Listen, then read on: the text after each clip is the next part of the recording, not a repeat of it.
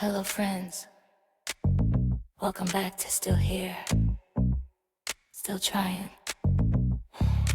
I'm Mira, and this is your host, Mike Baker. If you've checked the news, your phone, or a family group chat lately and thought, wow, everyone needs a nap and a therapist, you're not alone. Apparently peace this year means muting half the internet, unfollowing your uncle, and announcing you're protecting your energy while still arguing in the comments. So today, Mike is talking about something we desperately need to get straight.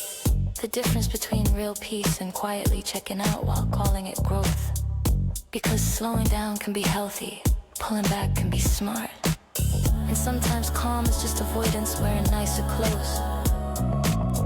This episode is about how to rest without disappearing, how to stay grounded without ghosting your own life, and how to tell when you're actually at peace versus just done with everyone. All right, buckle up. Here's Mike. Hello again. Welcome back to Still Here, Still Trying. Thank you, Mira, for that introduction. Always fun having you out there. Hey, look, before we get into it, quick housekeeping. If this show has been helpful for you, make sure you're following or subscribed wherever you're listening. And if an episode ever hits close to home, man, go ahead and share it with someone who might need it, because that's how this keeps finding the right people. Likes, shares, comments, all of those things make a difference. So thank you for those that have, and thank you to those that are going to after you test this episode out and make sure it's something that you like.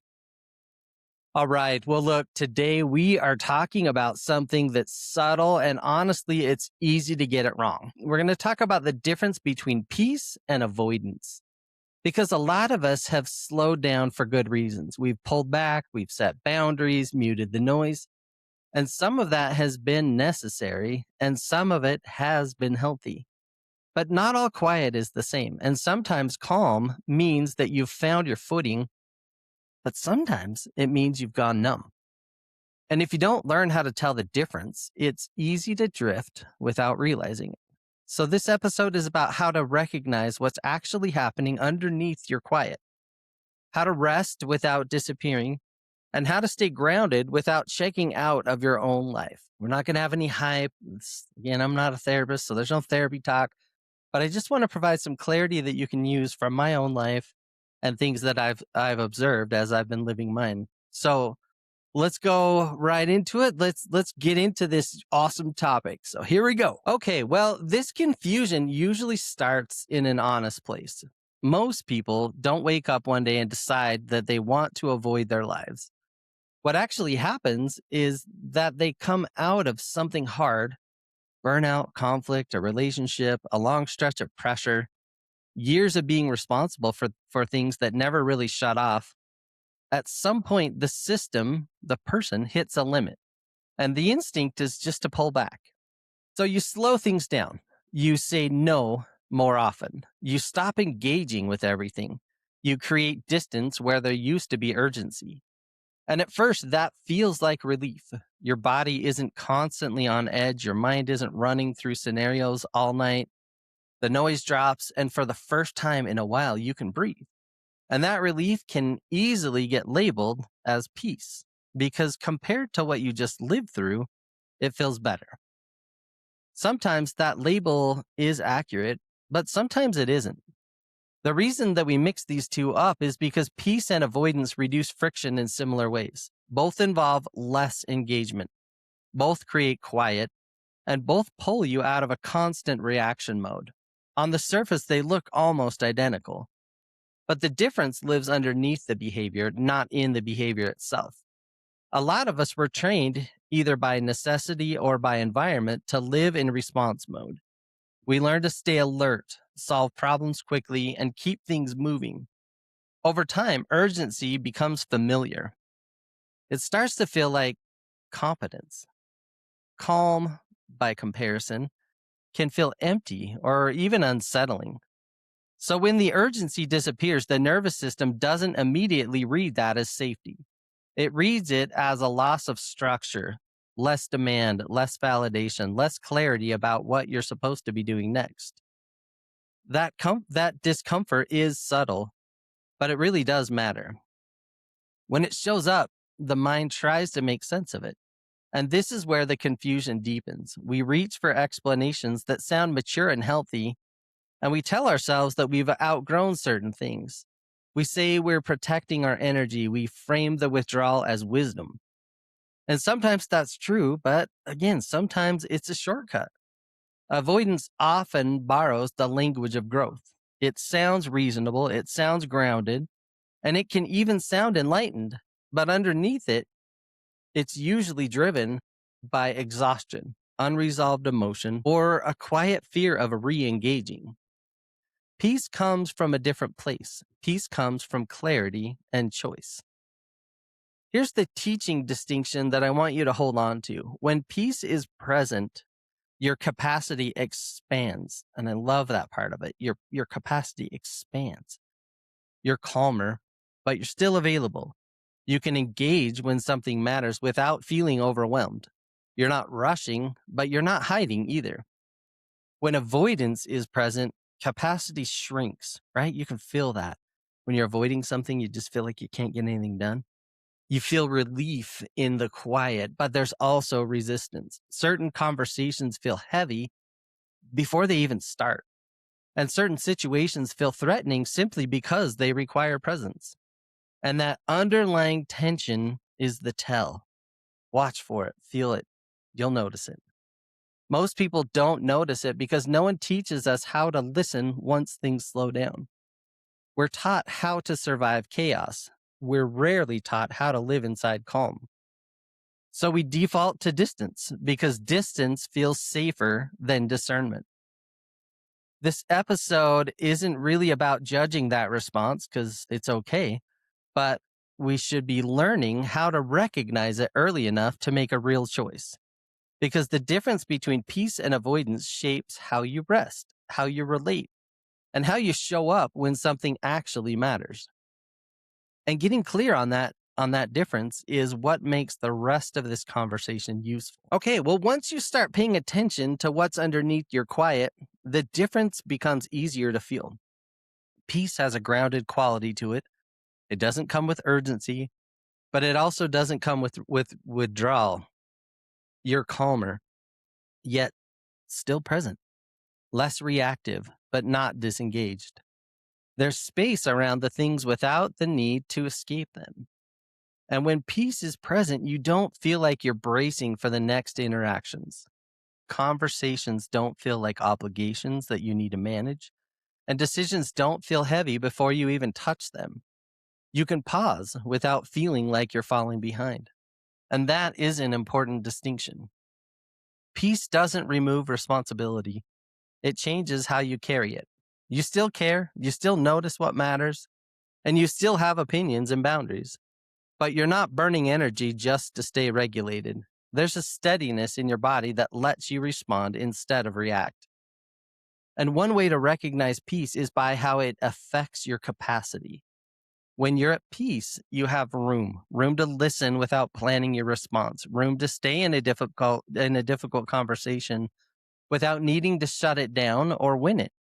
There's room to let something be unresolved for a moment without spiraling. And peace, it's like it gives you margin, gives you that space. Another thing that peace does is simplify your internal dialogue. You're not narrating everything. You're not constantly checking whether you're doing this right or handling that correctly. There's less self-surveillance and more trust in your judgment. And that trust shows up quietly. You don't feel the need to announce boundaries. You don't need to justify why you're saying no, and you don't need to over-explain your choices to make them feel legitimate. Peace always allows you to move through the world with less commentary. It's also worth saying that peace doesn't mean everything feels pleasant. Hard things still register as hard, sad things still feel sad. Peace doesn't flatten emotion, but it gives emotions somewhere to land without overwhelming the system. And that's why peace can sit alongside challenge. You can care deeply and you can still feel steady. You can face something uncomfortable without feeling like it's going to knock you over. And this is where a lot of people get tripped up because peace doesn't feel dramatic. It doesn't come with a rush. It doesn't make for a good before and after story. It feels ordinary in the very best way. You wake up and don't feel like you're already behind. You handle something that would have rattled you before and notice that it didn't. And you move through your day with fewer spikes and fewer crashes. That ordinariness is a feature, not a flaw. If you're listening and wondering whether what you're experiencing is peace, pay attention to how available you feel. Not busy, not obligated, available. I love that word, available. Available to your life, available to people you care about, available to yourself. And that availability is one of the clearest signals that peace is actually present. All right. Well, listen, avoidance doesn't usually announce itself as avoidance. There's no banner, there's no trumpets. It tends to show up quietly. It's wrapped in reasonable language. It's supported by experiences that generally wore you down. And that's why it's so easy to miss. From the outside, it can look calm. It can look even mature, even healthy. From the inside, it feels different than peace, even if it takes a while to admit that. Avoidance has a kind of dullness to it. Things just don't feel sharp anymore, but they don't feel clear either.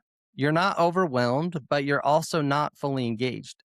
And there's a sense of relief that's paired with a low level tension that never quite goes away. And you feel it, you're going to notice it.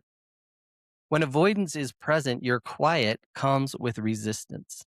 Certain conversations feel irritating before they even start. Requests feel heavier than they should. And people who require presence start to feel like obligations instead of relationships. You're not necessarily angry, but you're guarded. You're conserving energy because you're also shrinking your world. And that's an important signal. Avoidance narrows your life, peace expands it. Another way avoidance shows up is in how you relate to discomfort. With peace, discomfort feels manageable. You can sit with it long enough to understand it. With avoidance, discomfort feels like something to be escaped as quickly as possible. So you delay decisions. You let things drift. You go quiet instead of getting clear. Not because you don't care, but because caring feels expensive. Avoidance often follows long periods of responsibility, especially for people who were the steady ones, the problem solvers, the leaders, the ones who didn't get to fall apart when things were hard. When that pressure finally lifts, there's a temptation to protect yourself by disengaging altogether. You tell yourself you're done carrying things. You've earned the right to step back. And maybe you have. You probably have. But there's a difference between rest and retreat. Avoidance creates distance from anything that might ask something of you emotionally. You stop initiating, you stop checking in, and you stop naming what you need. Over time, that distance doesn't bring peace, it brings disconnection. So here's a question that helps surface avoidance without judgment. Are you choosing quiet because it brings clarity or because it helps you not feel something that you don't want to face? Let me read that again. Are you choosing quiet because it brings clarity or because it helps you not feel something that you don't want to face? Think about that. That's going to really help you. That question isn't meant to shame you. It's meant to give you information. Avoidance isn't a failure. It's often a sign that something hasn't been processed yet, that your system is still tired, that there's emotion waiting for acknowledgement before it can settle. The danger comes when avoidance gets mistaken for arrival, when disengagement gets framed as growth, when numbness gets confused with wisdom. Over time, that confusion shows up in subtle ways. You feel less connected to people you care about. You lose interest in things that once mattered, and you start telling yourself that you've changed, when what's really happened is that you've gone offline. Peace keeps you in your life, and avoidance moves you to the edge of it. Learning to feel that difference takes honesty, not effort. And once you can feel it, You don't have to guess anymore. Once you understand the difference conceptually, the real work is learning how to spot it in real time, not after the fact, not when damage is done, but in the moment. Because that's where questions matter. Not the kind that you ask to justify yourself, the kind you ask to get honest. Here's the first one, and it's deceptively simple. When something difficult shows up, do you feel capable of responding, or do you immediately want to shut it down? Peace gives you a sense of internal room, even if you don't want the conversation. You can imagine having it. You might delay it, you might need time, but you don't feel trapped by it. Avoidance feels different. The idea of engaging feels draining before you even understand why. You want it gone, postponed, or handled by someone else. The response is less about the situation and more about the emotional cost you expect to carry. Does your quiet help you think more clearly, or does it help you feel less? Peace tends to sharpen awareness. You notice more, not less. You're calmer, but you're still present to your internal signals. And avoidance dulls them. It takes the edge off, but it also blurs things that matter. So pay attention to whether your quiet brings insight or fog. And here's a third one that's uncomfortable but revealing. Are you setting boundaries or are you disappearing? Because boundaries keep you in relationship with clearer terms. Disappearing pulls you out of relationship altogether. One maintains connection with less friction, and the other reduces friction by removing connection. The difference shows up in how people experience you. With boundaries, people may be disappointed, but they still feel that you're there. With avoidance, people feel the distance even if they can't name it. Another way to test this is to notice your body before and after each engagement. When you think about re-entering something that you've stepped away from, do you feel steadier afterward or more depleted? Peace might require more effort, but it doesn't always leave you empty. Avoidance often does. None of these questions are about forcing yourself back into situations that you're not ready for. They're about clarity. If your answers point toward avoidance, that's not a verdict. It's just a signal. It's something that needs attention. It needs tuning. Something needs to be processed before peace can settle in. The goal isn't to push through. It's to understand what you're protecting yourself from. When you ask better questions, you stop guessing. You stop labeling everything as growth or burnout, and you start responding with intention instead of reflex. And that's the difference between staying quiet and staying whole. Okay, well, this difference between peace and avoidance might feel subtle in the moment, but it compounds. Left unattended, avoidance slowly reshapes your life. Not in dramatic ways, in quiet ones that are easy to explain away and hard to reverse. Conversations don't happen when they should. Decisions get deferred without clarity. Relationships become polite but thin. You stay functional but less connected. You're capable but less alive. And because nothing is obviously wrong, it's easy to miss what's being lost. Avoidance doesn't usually blow things up, it erodes them. It erodes trust. Because people can feel when you're not fully there. It erodes leadership. Because presence is what people follow, not distance. It erodes self-respect because on some level, you know when you're opting out instead of opting in. Over time, that erosion shows up as doubt. You start questioning whether you've changed for the better or just pulled away. You tell yourself you're protecting your peace, but something just feels off, and you can't quite name it. Peace, again, has the opposite effect. Peace deepens things. It allows relationships to stabilize instead of staying reactive. It creates room for honest conversations without escalation. It strengthens your sense of self because your choices come from clarity rather than fatigue. Peace doesn't remove difficulty, but it changes how difficulty gets handled. In leadership, this distinction matters more than we admit. Leaders who confuse avoidance for peace stop having the conversations that shape culture. They retreat under the banner of boundaries, and their teams feel the absence long before they understand it. In relationships, avoidance shows up as emotional distance that never quite heals. Things don't get resolved, they just get quieter. Peace allows for repair. It allows for pauses without disappearance. In your own life, the difference determines whether rest actually restores you or just numbs you, whether calm gives you energy or slowly drains it.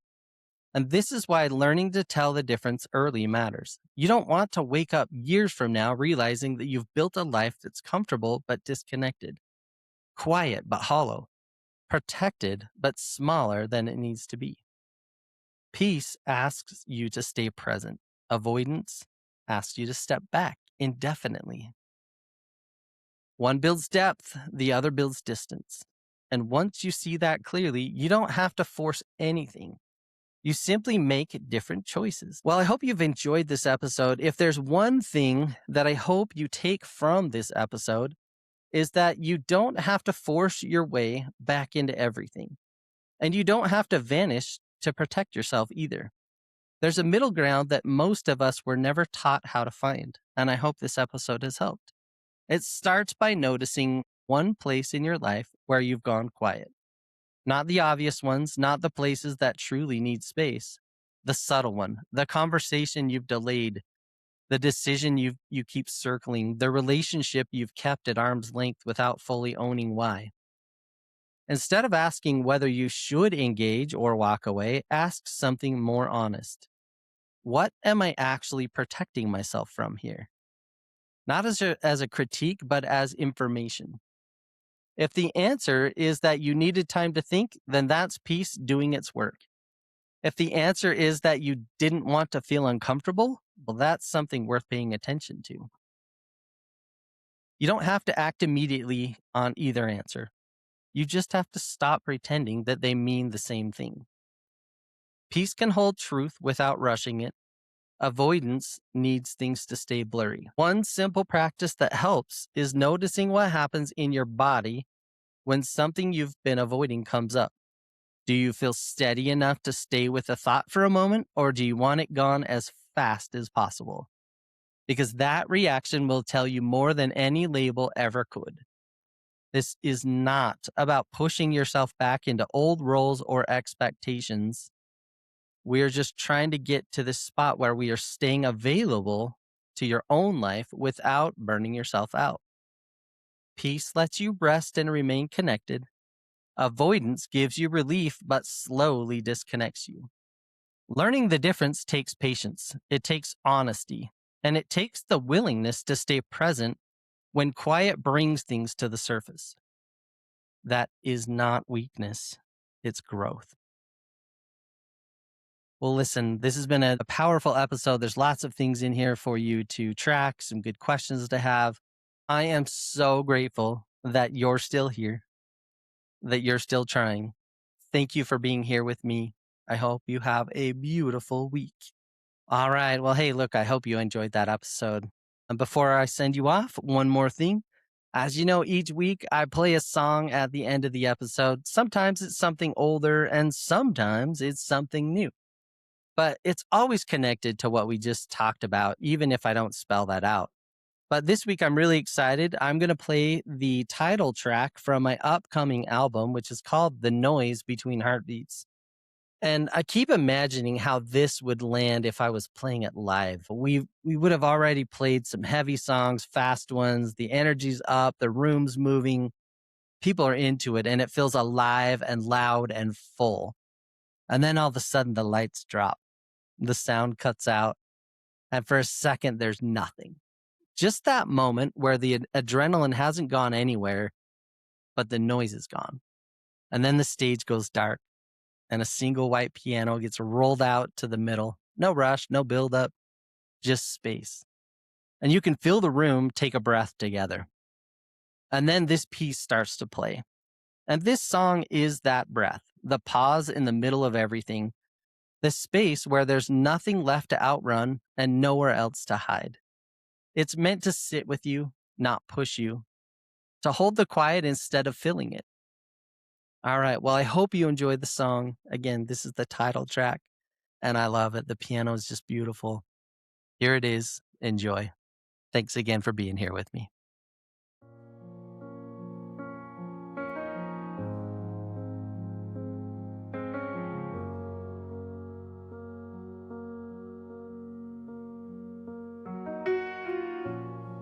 There's a second where everything stops between the inhale and letting go, where nothing's asking anything from me, and I don't know who I am without the noise. I hear my own breathing too clearly, like it's not supposed to be this loud. The quiet presses in around me, like it's waiting for me to move now. I've spent my whole life outrunning in silence, keeping my hands busy staying ahead, but it followed me here, and it sounds like everything I never said. It's the noise between heartbeats, when there's nowhere left to hide, when the world finally goes quiet and I'm stuck on my side. It's the noise between heartbeats, where the truth comes through. No distraction left to save me from the things I know are true.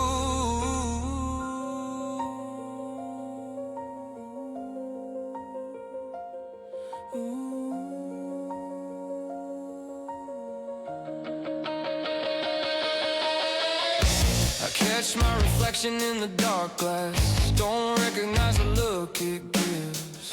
Not angry, not broken, just someone learning how to exist. I've been bracing for impact so long that calm feels like a threat. Like if I stop holding my breath, something's gonna finally give. I keep waiting for the next collapse, the next thing to go wrong, but all I hear is my own pulse asking how I held on this long. It's the noise between heartbeats, when the fight finally stalls.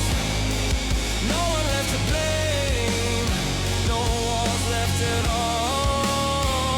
It's the noise between heartbeats, where I start to see I'm not scared of what I lost, I'm scared of what's left of me.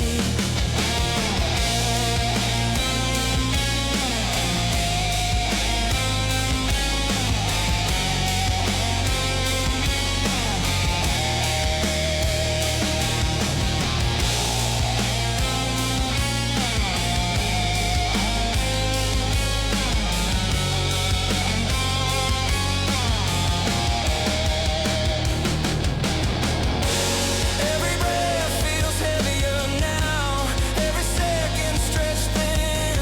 If this is where I finally meet myself, I don't know who walks in.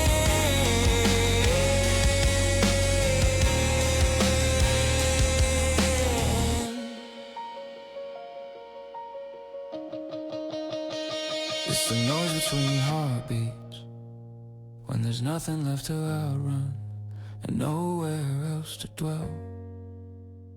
It's the noise between heartbeats, I've been avoiding